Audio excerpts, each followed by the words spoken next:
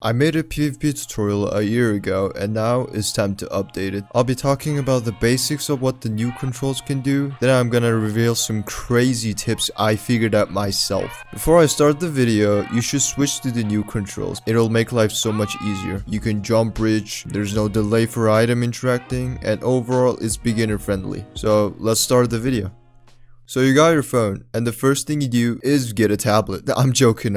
Head over to your settings, and the first thing you need to do is change sensitivity. Here's the thing, usually the default sensitivity, which is around 60, is a good option. The main reason why I'm suggesting you to switch to a high sense is that the more sensitivity you have, the more CPS you can get. Having high CPS is the meta now. With low sensitivity, your aiming finger needs to move faster. However, with high sense, you barely need to put any effort to move your aiming finger. Now that's a lie, but you'll put less effort if you have high sense. Then here's the fun part. Not everyone is good at multitasking, but if you are, then that's great. You don't have to multitask that much by butterfly or jittering at the same time while aiming with high sensitivity. Therefore, using high sense will scientifically help you get more CPS. I switched from 30 sense to 60, doubled my sensitivity, and honestly, I can really click more CPS, not even trolling. Of course, settings are usually personal preference. You don't have to switch, but changing to default sense helped me out a ton. Like here's a clip when I had low sense compared to my high sense. I've gotten so much better.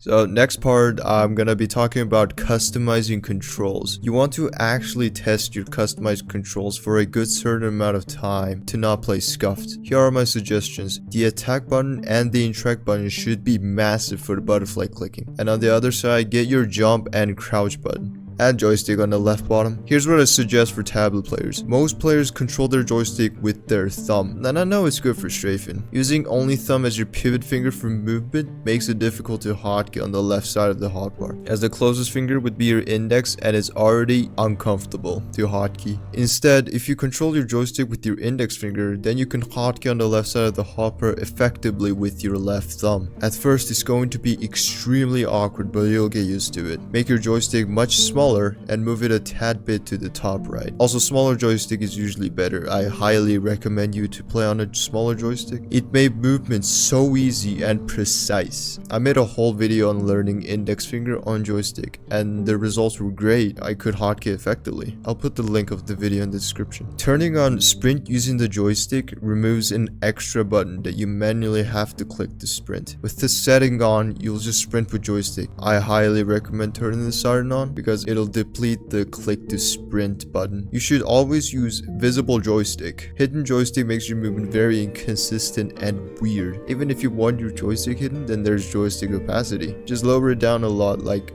40 is recommended. That's what I use. I don't know about you, but I really like hold down button to sneak because I've been playing keyboard and mouse too much, and yeah, on keyboard and mouse, if you click once and release it, it'll just stop crouching. I would usually turn off FOE altered off. It kind of messes up my aim and I want my gameplay clean without any FOE effects while PvP. So now we're done with the basics. Let's get into the art of mobile PvP. While you're PvPing, I highly recommend you to click high CPS, like at least 10 CPS, because there's a good chance you'll just randomly get a double hit and combo your enemy. By the way, if you get accused of cheating, then it's working. Like 100% is working. There's actually another way to make this overpowered, but you have to spend money.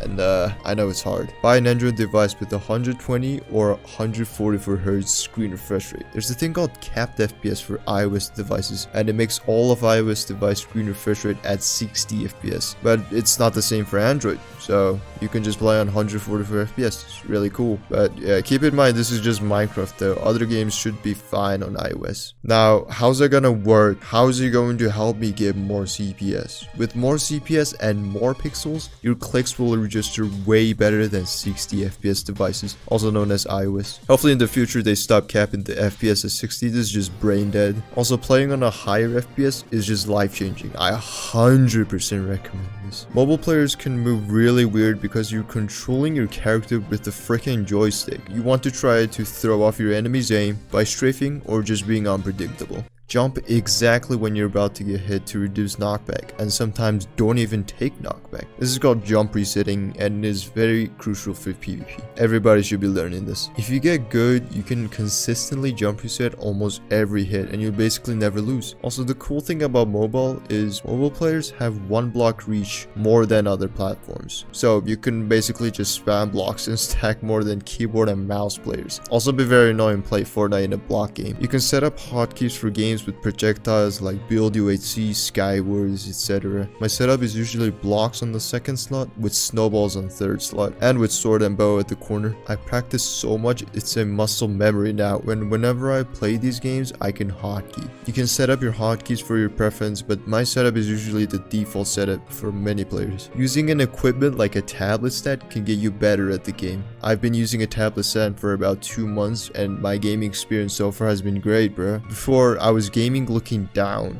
and place my iPad on my lap, and every now and then my neck would get hurt and that was pissing me off, bro. So this was also great for my health condition, and it will do good for you. You can probably find something like this for under 20 bucks. Like, this isn't that expensive. Well, I'm not really sure about finger sleeves for Minecraft because I've never tried it, and I'm pretty sure your gameplay will be very consistent because there's no such thing as moisture. But if anyone has good experience with finger sleeve, I'll pin their comments so you can check it out. Buying a tablet is obviously the better choice. You get so much functionality and mostly all of the top players play on tablet. I recommend Xiaomi tablets or the new Red Magic Nova is really good for gaming. Texture packs can improve your gameplay. Changing to a better texture pack is like changing your crosshair in shooter games. You can get that confidence boost and feel good for a long time. You can watch pro mobile players and learn from them. I suggest YouTubers like Supes16, Pat iOS, or you can watch my second channel videos. I usually post some Skywars clips and gameplays. You can practice your PvP on servers like Zeka. They have many duels such as boxing, bedfight, and build UHC. And there are good players too, so you're not going to win every game. Put many hours into the game to get better. Not everything is easy unless you put the work in. So that's gonna be it for the tutorial. If I had missed some additional infos, I'll put them in the comments and you can check them out.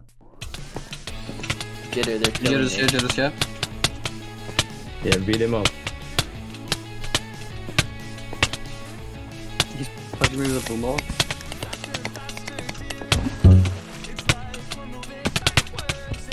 Judo's behind me. I'm weak. Oh my gosh. Oh no, I'm dead.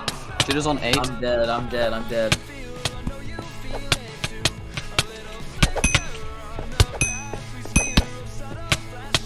Wait, I can use my snowballs properly. That's awesome.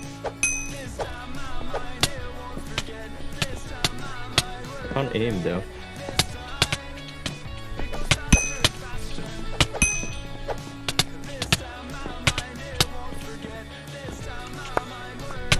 He has a boombox. Oh. What the heck?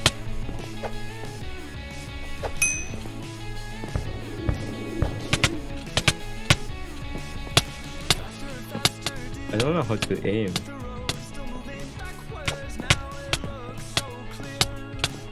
Oh no. What? You got juked. Oh, GG. GG's.